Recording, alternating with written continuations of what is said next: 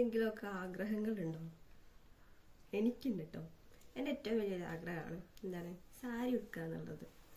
പക്ഷേ എനിക്കത് കറക്റ്റായിട്ട് അറിയില്ല. പക്ഷെ എന്നാലും ഞാനത് ട്രൈ ചെയ്തു. ഞാൻ ഏകദേശം ഇങ്ങനെയെങ്കിലുമൊക്കെ ഉടുത്ത്.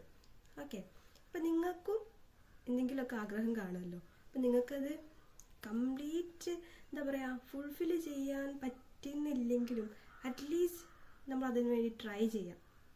ഓക്കെ, അത് എന്താഗ്രഹമായിക്കോട്ടെ, എത്ര വലുതാണെങ്കിലും ചെറുതാണെങ്കിലും പറ്റൂല എന്ന് വിചാരിച്ച് നിന്നാൽ നമുക്കതൊരിക്കലും പറ്റൂല അല്ലേ. പക്ഷെ അറ്റ്ലീസ്റ്റ് നമ്മൾ അതിനു വേണ്ടി ഒരു സ്റ്റെപ്പെങ്കിലും എടുക്കുക. ഓക്കെ അല്ലേ?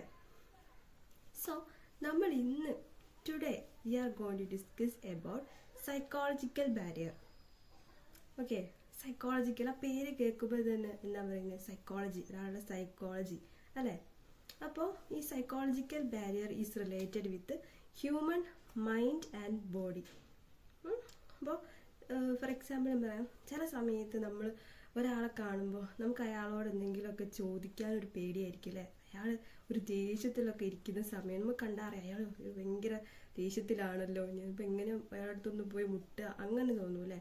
പക്ഷെ അതൊക്കെയാണ് ഈ കമ്മ്യൂണിക്കേഷൻ ഈ ഇതിൽ വരുന്ന ബാരിയർ.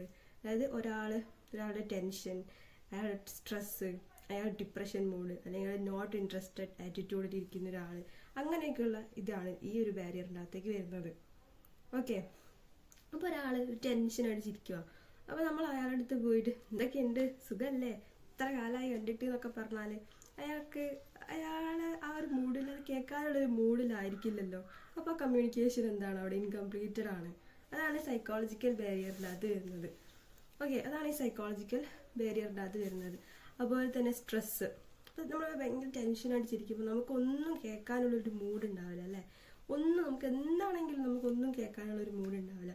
അതും ഈ എന്താണ്, ഈ സൈക്കോളജിക്കൽ ബാരിയറിനകത്ത് വരുന്നൊരു കാര്യമാണ്.